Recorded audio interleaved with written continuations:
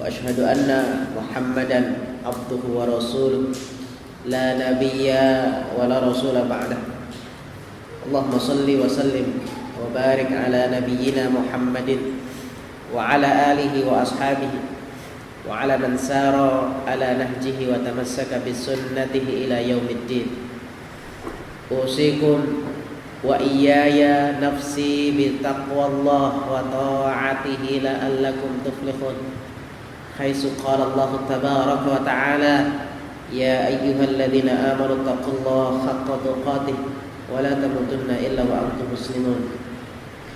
Jamaah yang dirahmati Allah Subhanahu wa taala, Allah mentakdirkan kita bisa duduk bersama kembali dalam majelis pada kesempatan kali ini.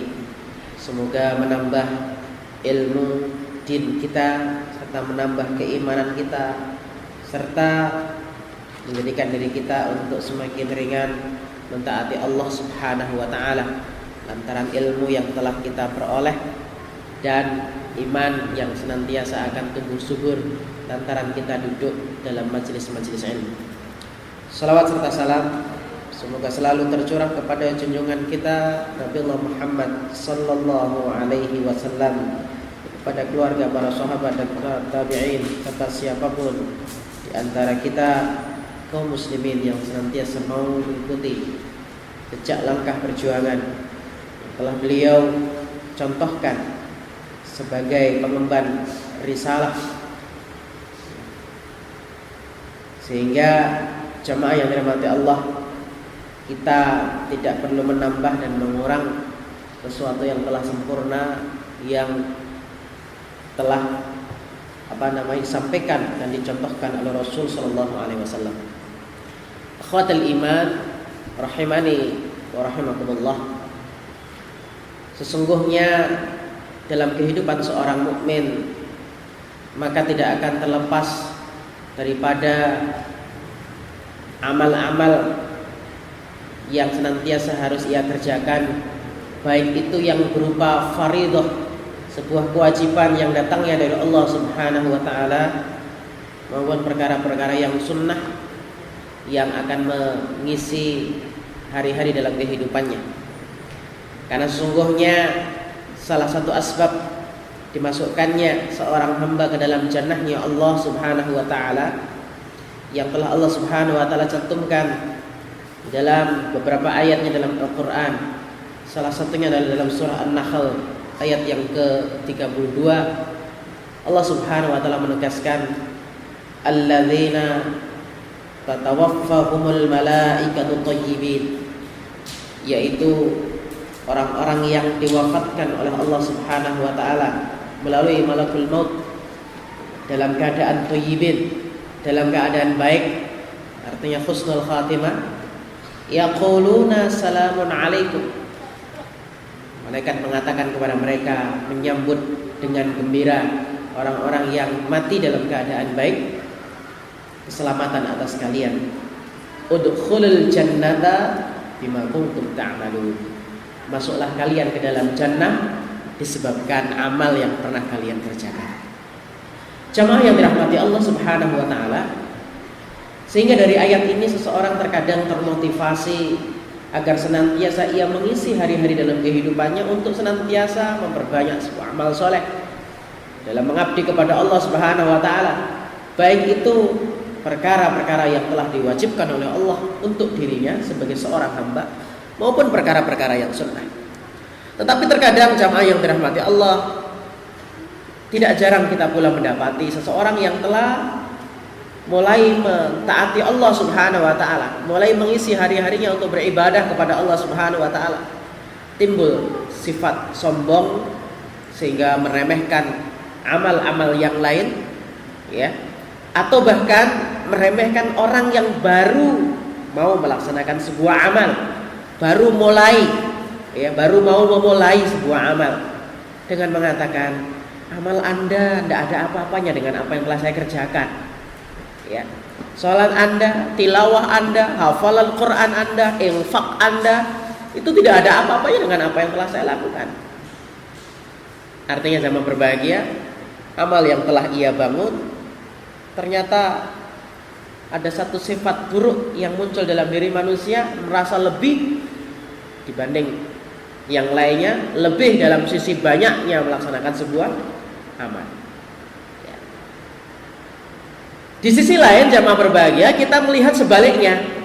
Ada seseorang yang bermalas-malasan di dalam melaksanakan sebuah amal, atau bahkan dia enggan untuk melaksanakan perintah-perintah Allah yang wajib, baik yang wajib terlebih yang sunnah, dengan mengatakan seseorang dimasukkan oleh Allah Subhanahu wa taala ke dalam jannah itu bukan karena amalnya.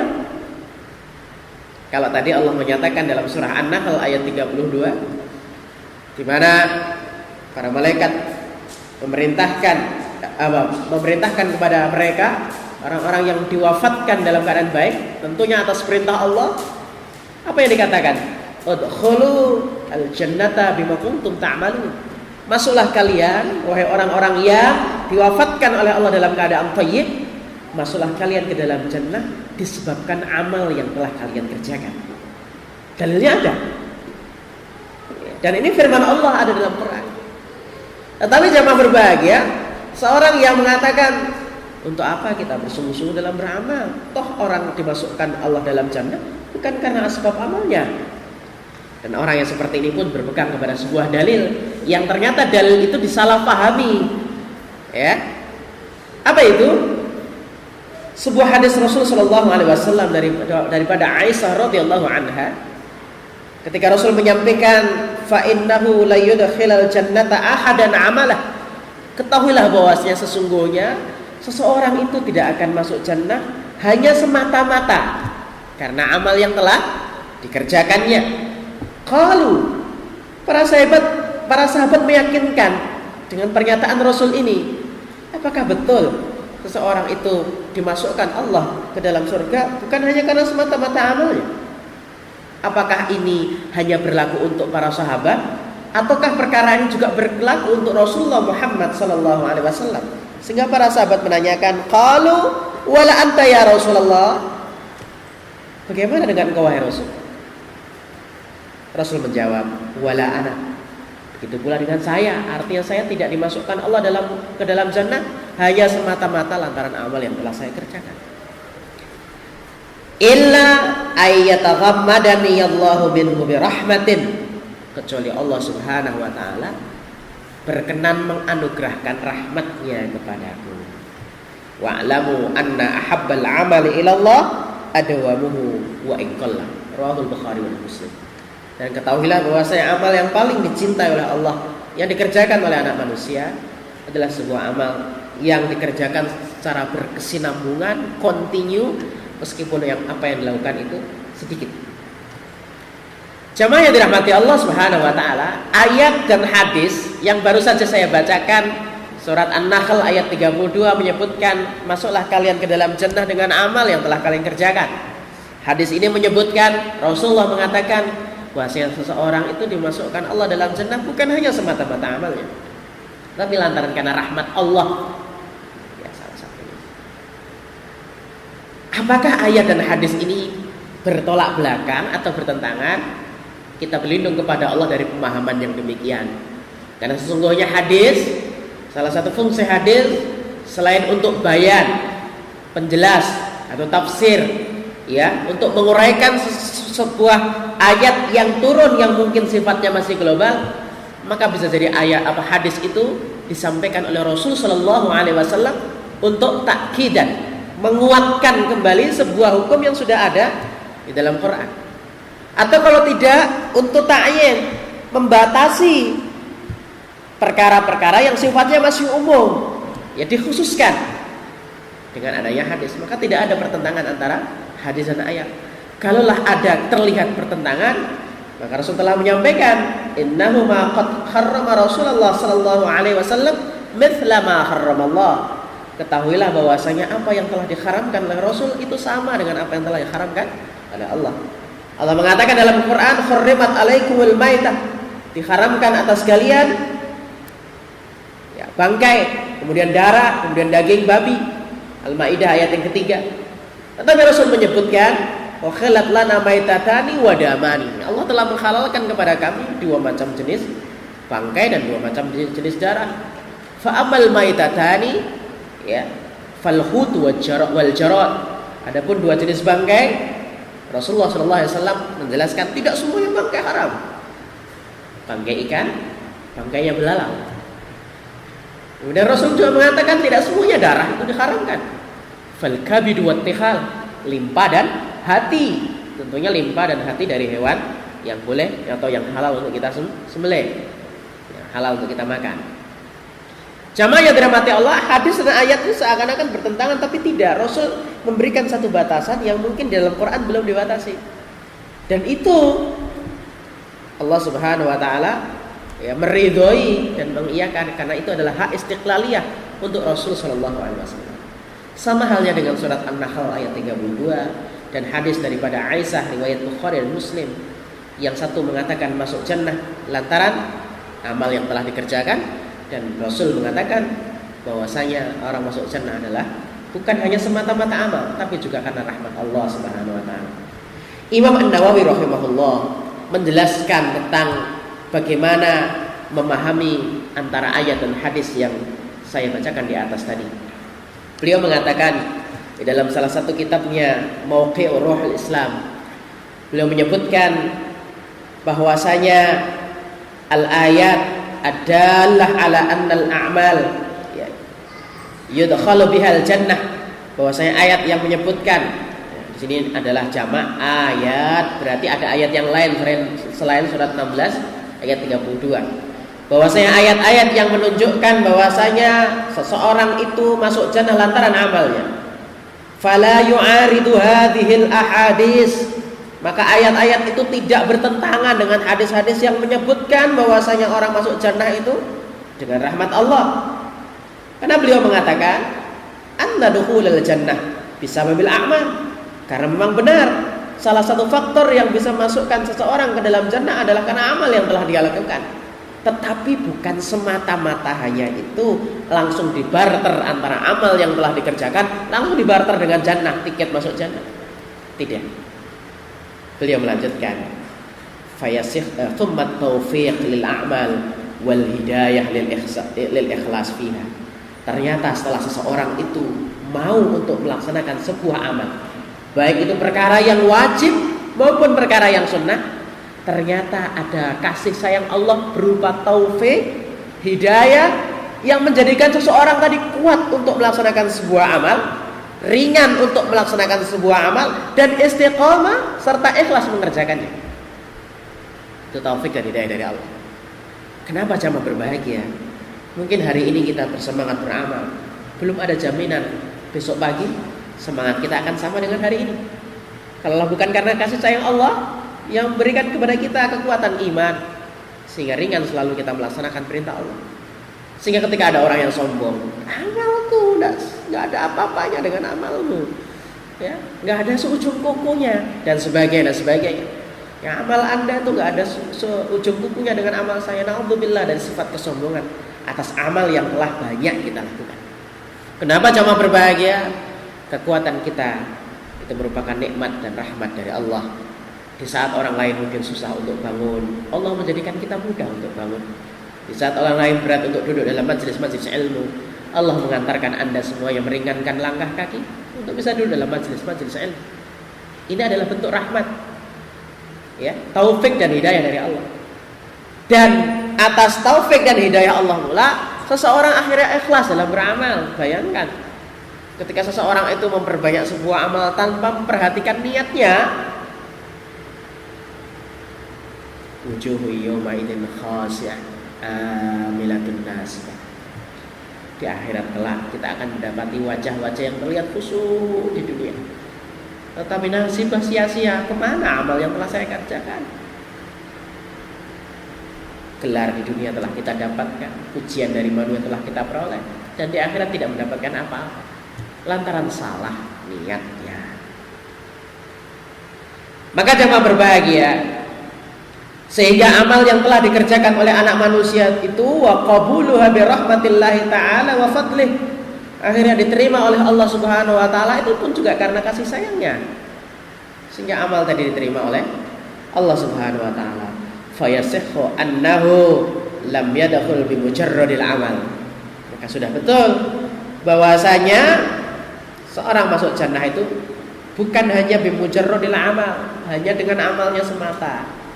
Amal kemudian rahmat Allah Subhanahu wa taala yang menjadikan dirinya kuat, mampu, kemudian istiqamah, ikhlas, akhirnya diterima oleh Allah Subhanahu wa taala. Imam An-Nawawi dalam hadis Arba'in nomor hadis yang ke-29, hadis yang amat sangat panjang.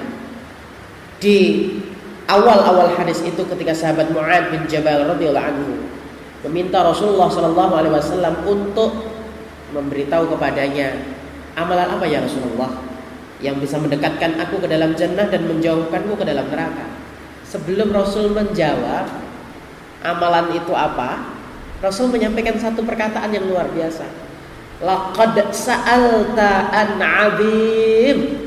Wahai Mu'adz, engkau telah menanyakan sebuah perkara yang besar, yang agung. Kenapa dikatakan Rasul agung? Ini enggak ya, jarang orang menanyakan demikian. Dan kenapa juga jarang amalan masuk jannah itu innahu la yasirun ala man yassarahu Allahu alaihi. Sesungguhnya amalan penghuni jannah itu yang mendekatkan orang masuk jannah dan menjauhkan seseorang dari api neraka tidak mudah dikerjakan kecuali Allah yang memudahkan kita untuk mengerjakannya. Artinya apa jamaah berbahagia? Semata-mata amal yang kita lakukan subhanallah, tanpa kita berdoa, ya Allah jadikan kami istiqomah, ya Allah ya, jadikan kami, suburkan iman kami, ya Allah kuatkan iman kami, ya Allah. Tanpa kita berdoa ya, belum jaminan besok pagi kita bersemangat beramal sebagaimana hari ini.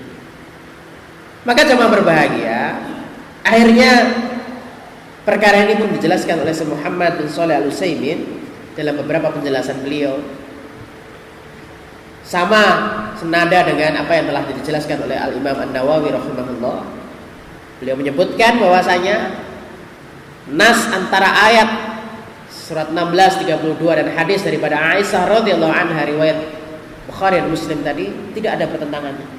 Beliau menyebutkan bahwasanya dimaksud amal seseorang itu tidak menjamin orang masuk surga itu kalau dilihat daripada perbandingan, sisi perbandingan antara amal yang telah dikerjakan dengan rahmat serta kasih sayang Allah yang telah Allah berikan kepadanya. Kalau dibandingkan tidak sebanding. Sehingga kalau orang ingin membarter, menukar, ya Allah saya sudah beribadah sekian lama ya Allah, ikhlas karena Engkau ya Allah, dibarter dengan tiket surga. Kalau bukan karena rahmat dan kasih sayang Allah, belum bisa menandingi antara kasih sayang Allah dan rahmatnya yang telah Allah berikan kepada kita.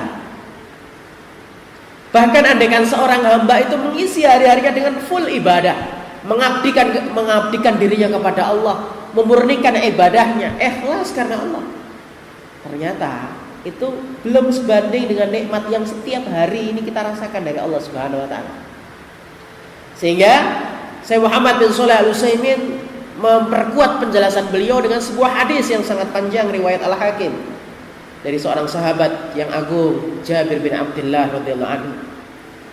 Hadis ini berawal ketika beberapa orang sahabat berkumpul, bermajlis. Di situ tidak dijelaskan majelis apa yang sedang diadakan oleh sahabat tadi. Tiba-tiba datang Rasulullah SAW, datang tergopoh-gopoh sambil berlari. Seakan-akan ada berita penting, amat sangat penting yang akan segera disampaikan. Ada apa ya Rasul? Ada apa? Setelah Rasul duduk tenang, Rasul kemudian baru membuka suaranya. Kharaja min inni khalili Jibril anifan. Barusan kekasihku malaikat Jibril datang kepadaku. Wah, ada wahyu ini. Tapi Rasul mengatakan ini bukan wahyu. Ada berita, kisah yang bisa menjadikan kita pelajaran, bisa kita ambil pelajaran yang luar biasa dari kisah malaikat Jibril yang disampaikan kepada Rasul sallallahu alaihi wasallam. Apa sih ceritanya malaikat Jibril? Para sahabat tertarik mendengarkan cerita ini. Beliau menyampaikan, "Walladzi ba'atsaka bil haqq." Demi zat yang telah mengutus engkau wahai Muhammad dengan kebenaran. Innalillahi 'abdan min 'abidihi 'abidallahu khamsami'ati sanah. Sesungguhnya Allah Subhanahu wa taala itu memiliki seorang hamba yang taat beribadah kepada Allah Subhanahu wa taala dan beribadah kepada Allah selama 500 tahun. Jamaah sekalian, jangan heran ketika melihat usia orang-orang terdahulu lebih daripada 100. Nabi-nabi sebelum orang-orang yang dihidupkan sebelum Rasul itu usianya panjang-panjang. Ya, kecuali Rasul dan umatnya Nabi Muhammad SAW, ya. 100 itu sudah bonusnya banyak. Dulu 500 ini diceritakan orang yang dulu. Ala ra'si jabalin fil bahri. Hamba Allah ini Allah hidupkan, Allah tempatkan di sebuah gunung yang gunung itu dikelilingi oleh lautan. Arduhu wa tuluhu 30 dhira'an fi 30 dhira'. Diameter atau gunung itu ukurannya hanya 30 kali 30 hasta. Tidak terlalu besar. Ya. Wal bahru muhitun bihi 4,000 dan sekelilingnya lautan itu luas. Ya, bisa dikatakan 4,000 4,000 farsah mungkin luasannya, wallahu alam. Ukuran farsah ini seperti apa? Akhrajallahu ta'ala lahu 'ainan adbatin bi ardhil asba' tabdhu bima'in 'adbin. Allah Subhanahu wa taala memberikan karunia yang luar biasa untuk hamba Allah ini. Apa itu? Akhrajallahu ta'ala lahu 'ainan adba'. Allah mengeluarkan, ya, satu mata air yang rasanya tawar sebesar jari-jari kita ini.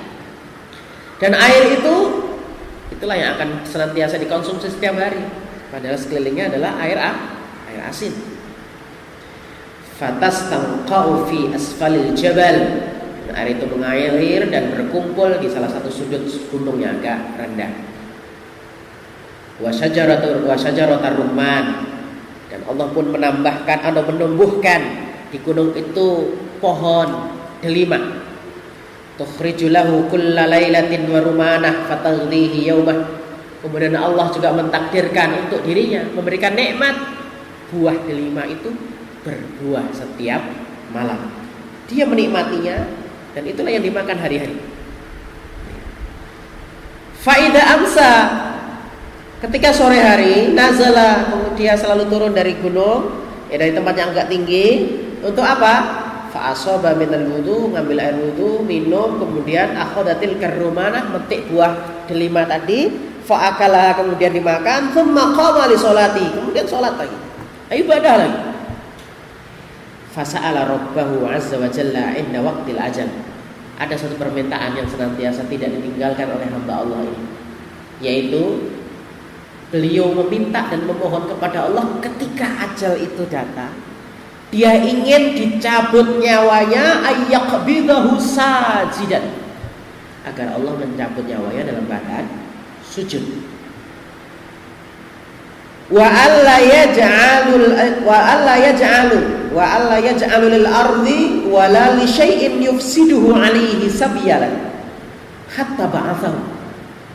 Dan ia meminta kepada Allah agar bumi dan selainnya itu tidak merusak jasadnya, sehingga dia datang di hadapan Allah sama posisinya dalam keadaan sujud, jasadnya utuh. Malaikat Jibril melanjutkan ceritanya. Qala, wahai Muhammad, fafa'ala. Allah itu ternyata mengabulkan doanya. Apa itu? Yaitu dimatikan dalam keadaan sujud, kemudian jasadnya utuh, kemudian menghadap kepada Allah Subhanahu wa taala. Jamaah berbahagia, kalau ada kisah yang kayak datangnya dari Allah Subhanahu wa taala, baik lewat malaikat Jibril maupun datangnya daripada lisan Rasul sallallahu alaihi wasallam bercerita tentang masalah-masalah akhirat sementara kiamat belum terjadi. Sebagian Rasul bercerita tentang kejadian-kejadian yang beliau lihat ketika Isra dan Mi'raj. Maka perkara semacam itu bukan dongeng, karena betul-betul ditampakkan. Oh, ini model seperti ini adalah orang-orang yang melakukan dosa seperti ini, siksaannya semacam, ya, kaitannya dengan masalah-masalah ghaib. Ya. Nah, ini malaikat Jibril juga menceritakan bagaimana orang nanti di hadapan Allah, orang yang ahli ibadah tadi. Dan inilah pelajaran yang akan kita ambil pada malam hari ini. Ketika itu Allah Subhanahu wa taala menghadapkannya, ya, menghadapkan seorang ahli ibadah ini di hadapannya. Allah kemudian mengatakan, adkhilu abdil jannata birahmati. Wahai malaikat, masukkanlah hambaku yang taat ibadah ini ke dalam surga dengan rahmatku. Mendengar kata-kata rahmatku, ahli ibadah ini mengatakan dan protes kepada Allah, Rabbi bal bi'amali, ya Allah, apa tidak kurang amal saya 500 tahun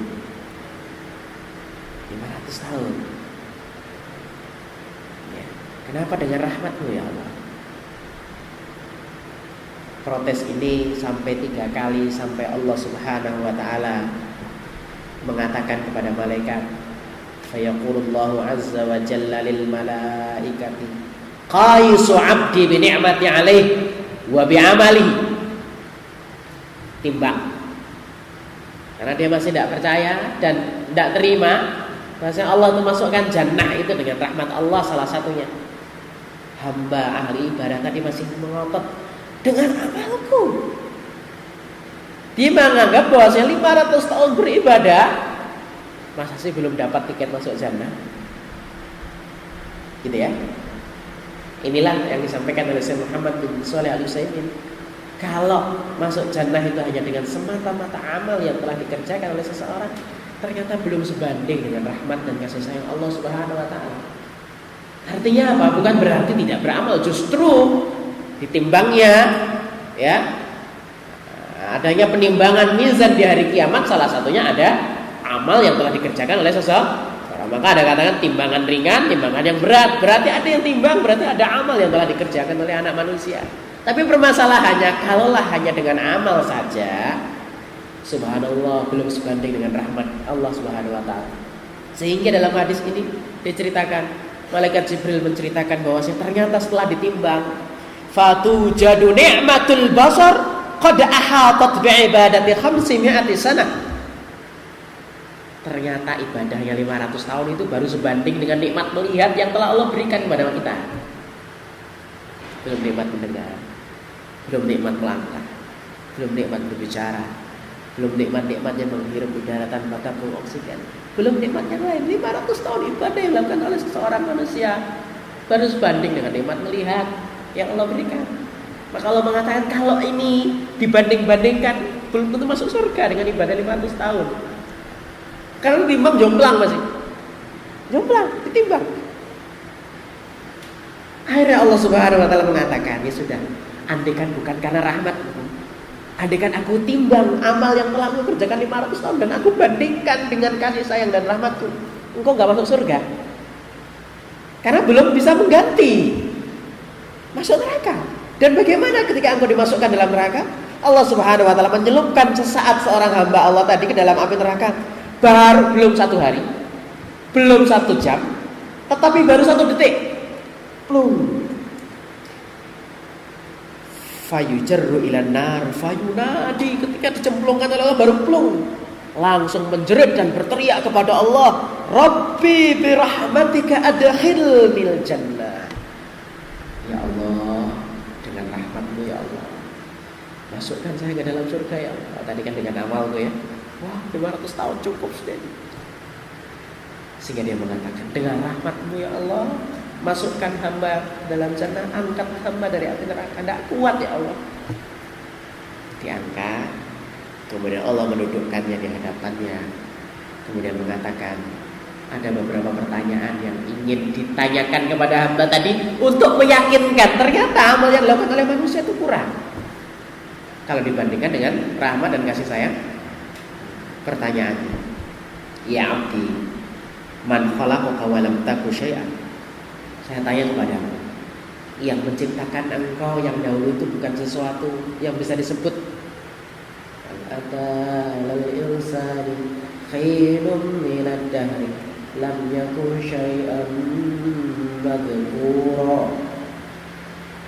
Dulu kalian itu air yang hina, tidak bisa disebut. Yang menjadikan Anda sempurna siapa? Hamba Allah tadi tertegun, kemudian mengatakan, anta ya Rabb, engkau yang menciptakan kami sempurna seperti ini. Fayaqul, kemudian Allah Subhanahu wa taala menanyakan pertanyaan lagi, biar Man qawwaka li'ibadati 500 am.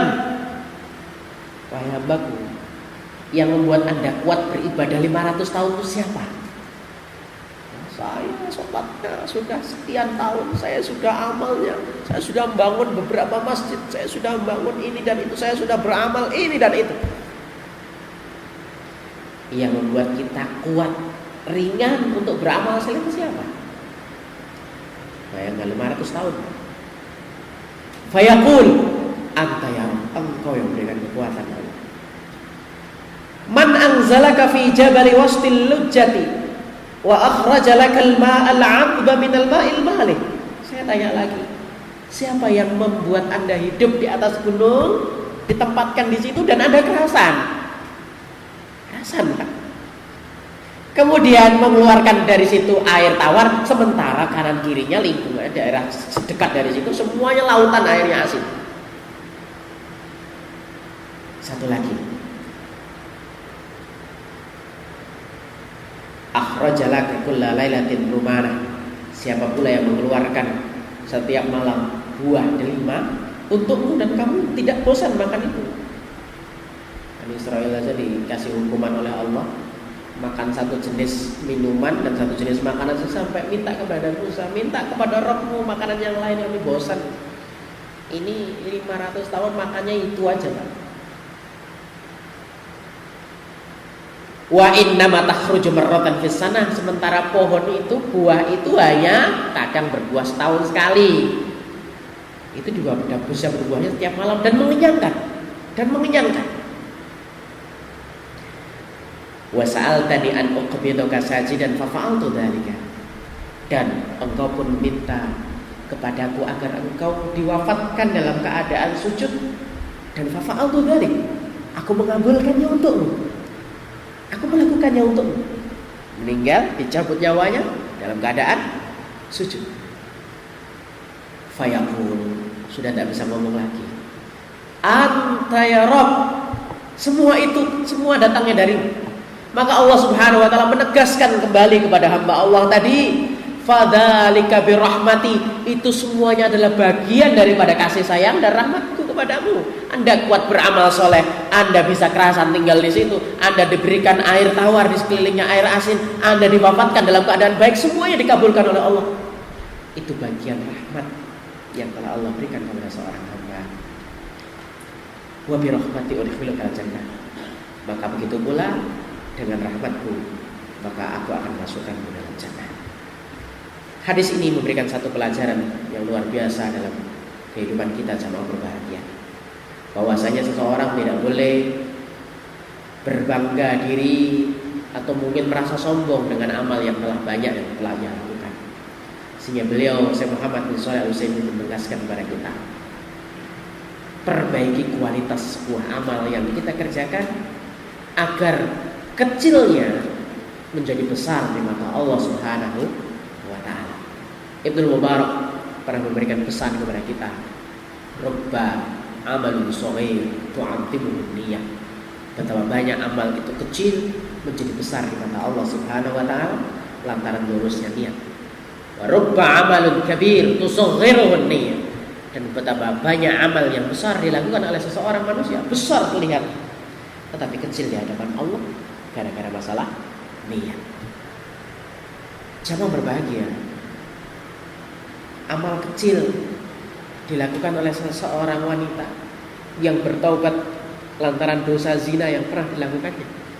Seorang wanita Bani Israil yang diceritakan Rasul Shallallahu Alaihi Wasallam dalam sebuah hadis ya, riwayat Imam Bukhari nomor 3467 dan riwayat Imam Muslim nomor 2245 dari sahabat Abu Hurairah radhiyallahu anhu. Ketika beliau menceritakan sebuah amal yang dilakukan oleh seorang wanita ini, bainama kalbun yutifu bi raqiyatin, tatkala suatu ketika ada anjing yang mengelilingi sebuah sumur, kada yaqtuluhu al-'atas, hampir-hampir dia mati kehausan. Mau minum tidak bisa ngambil air karena nggak bisa menjangkau, nyemplung nanti mati.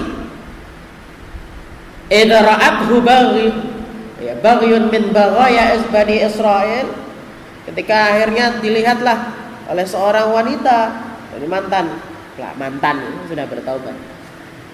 Proses pertaubatannya kepada Allah. Dari seorang wanita Bani Israel, mantan pelacur. Fanaza'at, muqa, dilepaskan sepatunya karena nggak ada gayung, ya sepatunya itulah yang diambil, kemudian lepas, kemudian diambilkan air, kemudian diminumkan kepada anjing yang kehausan tadi. Fasaqathu, diberi minum. Lantaran amal yang dikerjakan itu niatnya benar karena Allah Subhanahu wa taala. Rasul mengatakan faghfira laha bih. Allah mengampuni lantaran amal kecil yang telah ia lakukan.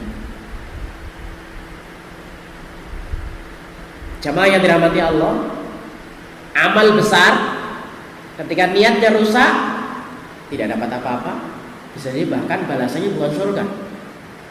Amal besar, thalabul ilmi itu amal besar. Ya. Bahkan perjalanan seorang menuntut ilmu din saja, baru perjalanan saja Allah menjanjikan jannah, memudahkan baginya jalan menuju jannah. Man salaka thariqan yaltamisu fihi ilman sahalallahu lahu thariqan ilal jannah. Perjalanannya saja, apalagi prosesnya dalam menuntut ilmu. Sehingga seorang ulama bernama Imam Ahmad bin Hanbal rahimahullah pernah menyebutkan al-ilmu la ya'diluhu syai'un idza sahhatin niyyah. Ilmu, menuntut ilmu, mengajarkan ilmu itu tidak ada yang bandingi, ya, kalau niatnya benar. Tapi kalau niatnya salah, subhanallah, Rasulullah sallallahu alaihi wasallam ya dalam sisi lain juga menyebutkan tentang keutamaan orang yang thalibul ilmi, belajar mengajar Quran terutama, khairukum man ta'allama al-Quran wa 'allama. Riwayat Bukhari dan Muslim. Sebaik-baik kalian adalah orang yang belajar dan mengajar Al-Quran. Profesi mulia, amalan soleh yang terbaik, profesi para nabi dan rasul. Tetapi dalam sebuah riwayat dari sahabat Abdullah bin Umar radhiyallahu anhu, riwayat Ibnu Majah, Rasul pernah menyebutkan, man talabal ilma liyumariya bihi sufaha. Siapa yang belajar ilmu niatnya salah, hanya untuk mendebat orang-orang bodoh, tak dalili kemudian. Ya, ingin pintar tapi tujuannya hanya ingin jadi orang yang pintar, mendebat orang-orang bodoh. Auli yubahiya bihil ulama, atau hanya berbangga-bangga di kalangan para ulama, saya paling hebat, saya paling populer, saya paling dan sebagainya. Auli yasrifa wujuhan nas ilaih, atau hanya ingin mencari ya ketenaran daripada manusia agar manusia menyanjungnya. Rasulullah mengatakan dakhalan nar, bukan masuk surga lagi, dakhalan nar. Dalam riwayat yang lain bahkan dikatakan lam yarih raihatal jannah, baunya surga saja tidak bisa kecium, padahal amalannya baik, menuntut ilmu, niatnya salah, rusak. Jadi jemaah berbahagia, amal itu agar senantiasa berbobot, salah satunya diawali dari niat yang benar. Setelah niat yang lurus, barulah shawab amal tersebut. Bagaimana ikhtiar kita mendekati shawab? Sandarkan kepada dalil-dalil yang sahih dan atas pemahaman para salafus saleh. Ya, karena sesungguhnya ibadah yang telah diperintahkan oleh Allah semuanya telah ada contohnya. Contohkan oleh Rasul sallallahu alaihi wasallam. Para sahabat tidak bingung bagaimana ada sebuah perintah, bagaimana melaksanakan sebuah perintah Allah. Mereka tinggal melihat bagaimana praktek Rasulullah dalam mengamalkan perintah tersebut. Tinggal mencontoh. Yang berikutnya jamaah berbahagia, selain seseorang itu agar tidak sombong dengan amalannya, juga dalil ini juga menunjukkan bahwasanya seseorang juga dianjurkan agar senantiasa selalu berdoa kepada Allah Subhanahu wa taala agar senantiasa mendapatkan rahmat Allah. Kenapa? Rahmat Allah bisa jadi berupa istiqamah. Rahmat Allah bisa jadi berupa kekuatan untuk bisa melangkah ibadah. Rahmat Allah bisa jadi berupa kesungguhan untuk bisa melaksanakan amal-amal. Karena tanpa rahmat Allah Subhanahu wa taala, subhanallah, asbaha abdi mu'minan wa yumsi kafiran. Betapa banyak kita dapati orang yang kita sayangi, cintai, atau orang-orang yang dekat kita, ya, paginya beriman, sorenya sudah kafir. Allahumma rahmataka arju fala takilni ila nafsi tarfata ain. Ya Allah, kami senantiasa mengharapkan rahmat-Mu. Jangan tinggalkan kami ya Allah, meskipun hanya sekejap mata. Jamaah berbahagia, amal kita tidak semata-mata bisa mengantarkan kita ke dalam jannah kecuali dengan kasih sayang Allah Subhanahu wa taala. Tetapi kita pun bukan berarti harus duduk tanpa melaksanakan sebuah amal. Justru ini adalah orang-orang yang dimurkai oleh Allah. Karena salah satu sebab orang itu dirahmati oleh Allah, salah satunya harus wasilahnya dengan amal. Banyak ayat yang Allah Subhanahu wa taala contohkan. Contohnya dalam surah Ali Imran ayat 132. Wa atiullaha war rasul la'allakum turhamun. Dan taatlah kalian kepada Allah dan Rasulnya agar kalian itu mendapatkan rahmat. Jadi proses kita mendapatkan rahmat salah satunya dengan taat. Taat itu melaksanakan perintah, menjauhi larangan, dan itu merupakan bagian daripada amal. Ya. Karena tidak mungkin Allah Subhanahu wa taala akan menimbang sementara amal kita. Amal kita tidak ada. Pasti ada. Cuman kita juga berharap selalu agar rahmat Allah menyertai kita, sehingga amal kita yang sedikit mungkin nggak sebanding itu bisa menjadi pengantar kita, yang menjadi asbab kita dimasukkannya ke dalam jannah. Di rahmat Allah, amal dan rahmat senantiasa berkaitan antara satu dan yang lainnya. Amal sungguh-sungguh, ikhlas, benar, kemudian disertai dengan rahmat Allah Subhanahu wa taala, maka mudah-mudahan kita menjadi bagian orang-orang yang dimasukkan oleh Allah ke dalam jannah. Demikian kajian pada malam hari ini, mudah-mudahan bermanfaat, sebuah nasihat untuk diri saya pribadi dan kita semuanya. Mari kita senantiasa berusaha berikhtiar untuk senantiasa taat kepada Allah Subhanahu wa taala dan senantiasa berharap kepada Allah agar senantiasa hari-hari dalam kehidupan kita diliputi rahmat dan kasih sayang Allah sampai kematian itu menjemput kita. Wallahu taala alam bisawab. Mohon maaf lahir dan batin atas kekhilafan yang keluar daripada lisan saya. Kita akhiri dengan kafaratul majlis. Subhanakallahumma bihamdika asyhadu an la ilaha illa anta astaghfiruka wa atubu ilaik. Hadanallahu wa iyyakum ajma'in. Assalamualaikum warahmatullahi wabarakatuh.